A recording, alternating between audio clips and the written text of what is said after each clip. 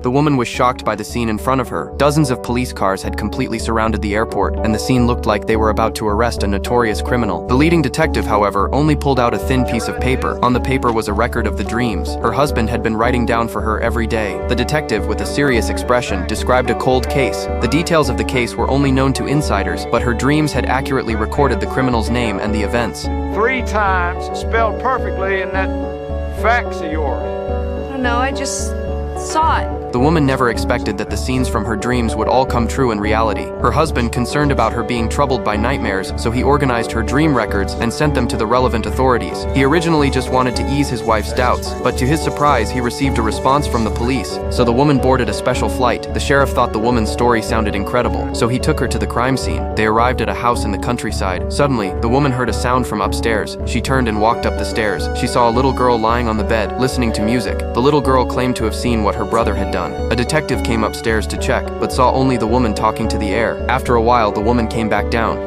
Anyway, this is definitely where it happened. I'm sure of it. The sister saw everything. The dead sister. The woman led the police outside to a flat area, pointing to a spot for them to dig, but the police had already searched this area with dogs last month. The woman insisted that the body was buried right there. You know that, huh? And how do you know?